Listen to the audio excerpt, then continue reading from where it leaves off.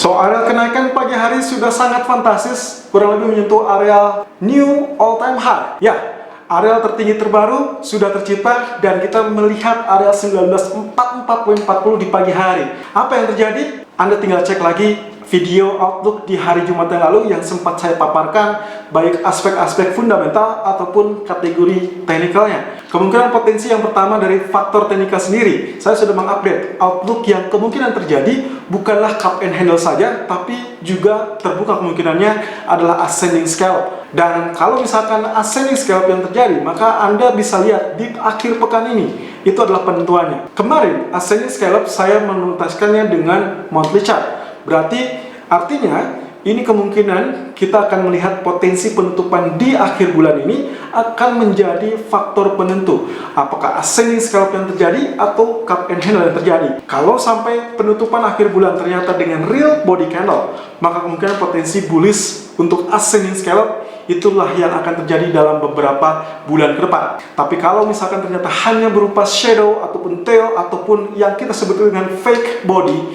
maka kemungkinan potensinya adalah cup and handle, yang artinya kemungkinan potensi koreksi akan terjadi dalam at least mungkin jangka pendek 1 atau 2 pekan ke depan dengan kategori rilis data non-farm yang akan kita hadapi di pekan depan. Mungkin itu akan menjadi cikal bakal koreksi untuk beberapa pekan. Tapi ingat bahwa koreksi yang terjadi atau penurunan yang terjadi hanya sebatas koreksi, bukanlah untuk reversal bearish. No, kita belum ke arah reversal bearish. Anda tinggal cek lagi apa yang sempat kami sampaikan di dalam webinar baik di bulan Juni ataupun Juli. Poin-poin utama yang menggerakkan positif ataupun menggerakkan negatif terhadap gold, Anda tinggal cross check. Sampai saat ini saya belum menemukan area yang negatif untuk gold, setidaknya dalam beberapa pekan terakhir. Dan pekan ini kita menghadapi 2 agenda yang sangat penting, di mana kemungkinan potensi kongres yang akan sepakati tentang paket bantuan berikutnya, dan menurut rumor itu sudah disepakati secara prinsipil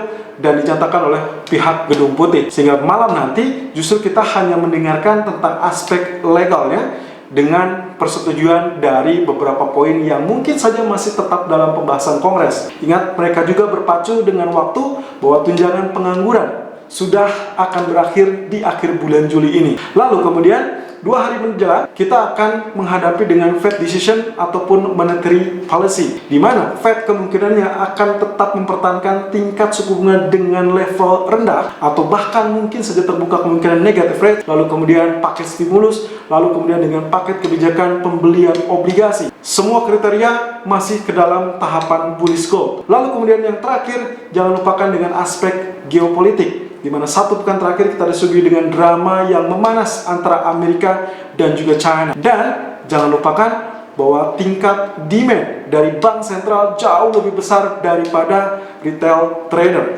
So, harap berhati-hati untuk Anda yang menantikan bearish reversal, karena kita masih cukup jauh perjalanan, dan terutama dengan beberapa aspek uncertainty, itu adalah poin utama dari kemungkinan potensi bullish selanjutnya. So, dalam teknikal kali ini, dikarenakan area kenaikan sudah terlampau tinggi 1944, maka kemungkinan potensi kita akan mencari area bearish reversal atau mungkin saja koreksi untuk kemungkinan kita pertimbangkan area buy berikutnya, atau bahkan memanfaatkan faktor psikologis, karena bisa saja walaupun tidak ada bearish reversal, area koreksi akan sangat layak terjadi, tapi dengan area yang cukup terbatas. So, kita lihat technical view 27 Juli 2020. Irfan untuk Agrodana. Technical view gold 27 Juli 2020 per jam 11 lewat 16 menit waktu Indonesia bagian Barat. High 1944.40, low 1909.20, dan running price kini kembali di area 1930.00. Ini adalah kenaikan yang memang sebetulnya kita nantikan sejak pekan lalu. Berhubung area kenaikan sudah didahului menembus area 1900 di hari Jumat pagi, itu dikarenakan faktor geopolitik. Tapi yang paling real adalah yang kita nantikan dari aspek psikologis ataupun dari aspek fundamental ekonomi, di mana hari Senin ini kemungkinan potensinya adalah Kongres akan bertemu untuk mendiskusikan ataupun bahkan berdebat mengenai besaran atau kisaran-kisaran dari paket stimulus fiskal yang akan digelontorkan. Nah, kali ini kalau kita bicara tentang kemungkinannya bisa saja gold akan tergelincir terlebih dahulu untuk mengalami koreksi. Lalu kemudian ingat bahwa di pekan ini kita akan menghadapi Fed decision, di mana policy ataupun monetary policy itu akan kemungkinan akan tetap dipertahankan dengan suku bunga yang rendah dan juga paket kebijakan stimulus ataupun QE. Nah, satu poin juga yang paling kita soroti adalah Elliott Wave dengan wave kelima yang sempat kita dengungkan sejak bulan lalu. Ini sudah mulai terbentuk dan sudah tercapai sebetulnya, karena area dari bullish flag, big bullish flag yang kita inginkan sudah dilewati 1920, dan kita dalam kategori menciptakan all new time high. Tapi ingat dengan video yang sempat saya ulas di hari Jumat yang lalu, bahwa kemungkinan potensinya kita bukan berhadapan dengan apa yang kita sebut dengan cup and handle, melainkan adalah potensi dari kemungkinan potensi bullish atau ascending scallop. Anda bisa lihat di sini area tertinggi yang kita asumsikan kalau ini sebagai area tertinggi sepanjang masa 1920 ternyata juga berhasil dilewati sekitar 10 poin. Meskipun kita masih menentukan dari hari ini. Kalau saja penutupan hari ini ternyata dengan berupa tail, atau let's say bulan ini ditutup dengan tail, maka kemungkinan potensinya kita akan menghadapi area seperti ini. So, masih ada beberapa hari ke depan, kurang lebih di pekan ini akan menjadi penentunya. Tapi kalau misalkan ternyata ini real body-nya adalah betul-betul panjang seperti ini, maka kemungkinan ascending scallop lah yang akan terjadi. So, prepare dengan apapun yang akan saya sampaikan kepada Anda dalam beberapa hari ke depan. Namun kemudian di grafik H4, ada kalanya kita harus melihat dari Fibonacci Fan ternyata sudah tercapai terlebih dahulu. Sayangnya 1944 sudah tercapai, lalu kemudian yang kita miliki sebelumnya, kita miliki Fibonacci retracement, berarti 1930 yang sekarang terjadi itu adalah pullback yang sangat layak. Itu adalah Fibonacci retracement 0% yang sebelumnya menjadi area resisten. Jadi kemungkinan ini support pertama kita untuk kali ini.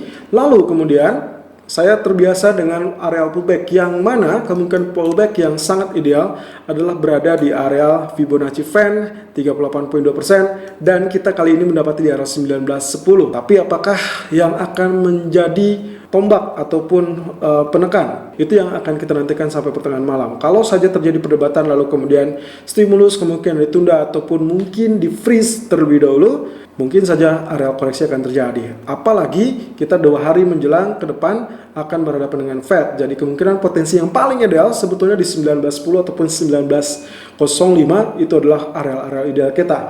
Tapi kita akan lihat potensi penurunan karena dia sudah bergerak 40 poin atau kurang lebih 39 poin tepatnya, maka area koreksi ada baiknya kita lirik dari grafik H1. Well, of course, areal kemarin kita digunakan dengan Fibonacci Fan dengan areal target 161.8% berada di 1913. So, areal pullback yang sangat ideal adalah di 1908 atau 1913. Nah, juga kali ini saya coba hapus untuk kategori Fibonacci Fan yang sebelumnya, ya, di mana Fibonacci Fan sebelumnya hanya menarik areal terendah sampai areal tertinggi seperti ini. Atau kita juga bisa mengupgrade arealnya menjadi areal tertinggi yang terakhir berada di sini.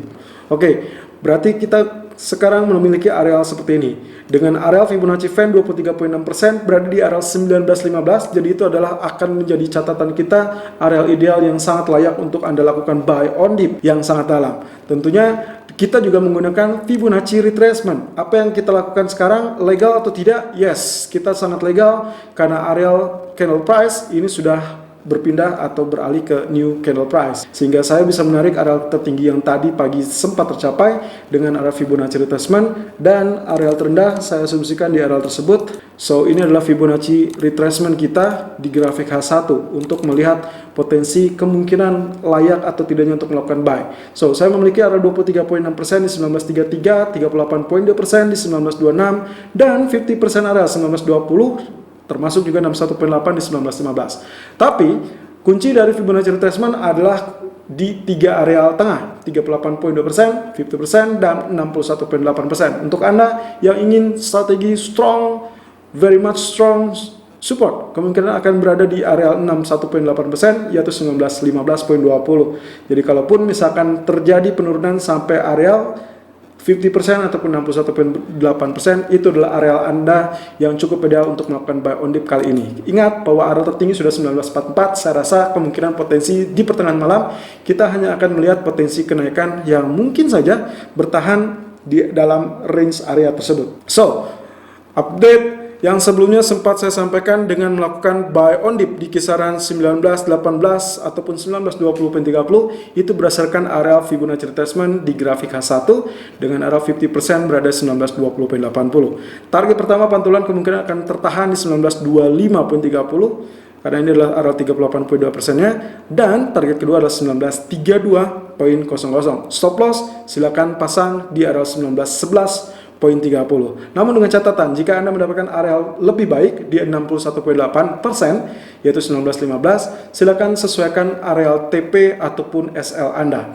Selalu gunakan stop loss dan risk management sesuai dengan equity dan strategi trading Anda. Irfan untuk Agrodana.